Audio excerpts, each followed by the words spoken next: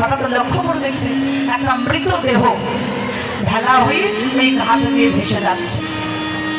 যেটা ওই ঘাট দিয়ে ভেসে যায়, সঙ্গে সঙ্গে এবার কি করছে, অর্জুন চিন্তা করছে এই ঘাট তো অপবিত্র হয়ে গেছে, এই ঘাটে আর আমার স্নান হবে না, অন্য ঘাটে যেতে হবে। এই অন্য ঘাটে যেতে হবে। কিন্তু যেই অর্জুন যাবেই, হঠাৎ করে লক্ষ্য করে দুটো শ্রীরাম ছুটতে ছুটতে আসছে। বলতে বলতে আসছে, ছোট শ্রীরাম বড় শ্রীরামকে বলছে, দাদা প্রচন্ড ক্ষুধা পেয়েছে দাদা, আমি আর সহ্য করতে পারছি না, চলো না ওই ঘাটে, যদি কোনো মৃত ব্যক্তি ভেসে যায়, আমরা দুটো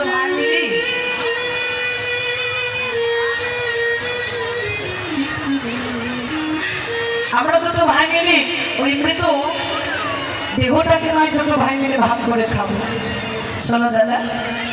অর্জুন চিন্তা করছে, যাবো যখন দেখি, যাওয়ার সময় এই দুটো শ্রীরাম কি বলে একটু শুনে যায়।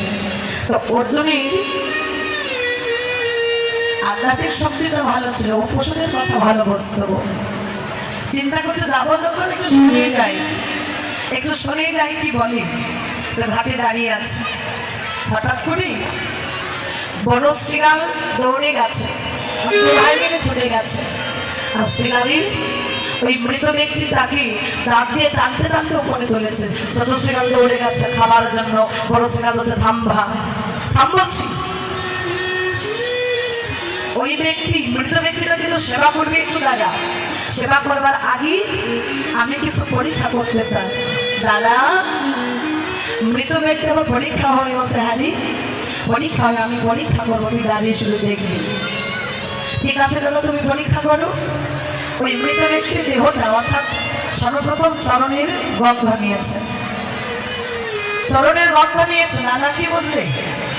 ওর চরণের গন্ধ নিয়ে বুঝলাম ভাই কি জানিস, ও যতদিন জীবিত ছিল কোনোদিন ওই চরণটা দিয়ে হেঁটে হেঁটে গিয়ে ভক্ত সঙ্গ সাধু সঙ্গ কোনোদিন করেনি। ওই চরণ দিয়ে হস্তের গন্ধ নিল, হস্তের গন্ধ নিয়ে কি দেখলো, বলছে দাদা ওর হস্তের গন্ধ নিয়ে বুঝলাম কোনোদিন ওই হস্ত দ্বারাই সাধুগুরু বৈষ্ণব চরণ স্পর্শ করেনি। বৈষ্ণব চরণ স্পর্শ করা তো দূরের কথা, কোনদিন বনের পুষ্প চয়ন করে গোবিন্দাই নম বলে গোবিন্দের চরণে কোনোদিন অর্পণ করেও দেয়নি। তার কাছে কোনোদিন দাদা একটু মনে হচ্ছে, বিলম্ব না করে জানিয়ে দিচ্ছে।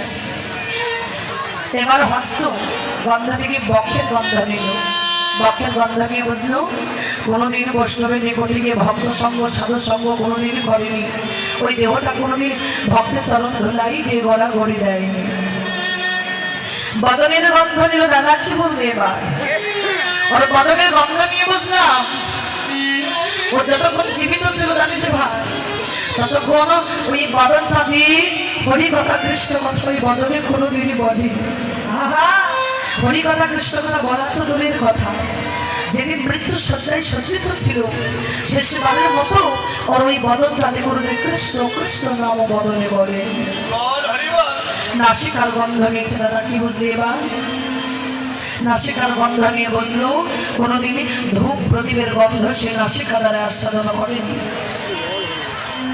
চক্ষুর গন্ধ নিল, দাদা চক্ষুর গন্ধ নিয়ে কি বুঝলি? চক্ষুর গন্ধ নিয়ে বুঝলাম কোনোদিন ওই চক্ষুটা দিয়ে কৃষ্ণ নাম করতে করতে নয়নে একটা বস্তু কোনোদিন প্লাবিত করেনি আমার প্রভুর চরণে। কোনোদিন আমার প্রভুর চরণে একটা বস্তু দ্বারা প্লাবিত করেনি। কর্ণের গন্ধ নিয়েছে, দাদা এবার কি বুঝলে? ওর কর্ণের গন্ধ নিয়ে বুঝলাম কি জানিস? কর্ণের গন্ধ নিয়ে বুঝলাম ওই কর্ণ দ্বারা কখনো কোনোদিন হরি কথা কৃষ্ণ কথা কোনোদিন শ্রবণ করেনি। কৃষ্ণ কথা শ্রবণ করা তো দূরের কথা, যেদিন ওর দেহ থেকে প্রাণটা চলে যাচ্ছে সেই সময় কোনোদিন গুরু মন্ত্র পর্যন্ত এই কর্ণ দ্বারা শ্রবণ করে।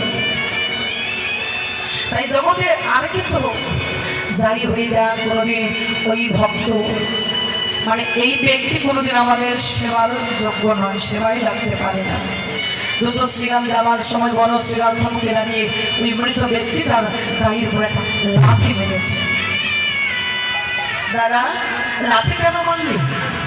ওরে লাথি মেরেছে এই ভেবে, কারণ ও বড় মূর্খ, বড় পাপিষ্ঠ, এই জন্য ওরা লাথি মেরেছে। দাদা আজকে এই যদি মূর্খ যদি পাপিষ্ঠ হয় ঠিক আছে মানলাম, কিন্তু এই যদি মূর্খ পাপিষ্ঠ হয়েছে তাকে দেখো, ও যে দেখো না দাদা উল্টো দিকে দাঁড়িয়ে আছে, ও যে তার সাথে আরো বড় মূর্খ, বড় পাপিষ্ঠ, উল্টো দিকে দাঁড়িয়ে আছে দাদা, বড় মূর্খ পাপিষ্ঠ।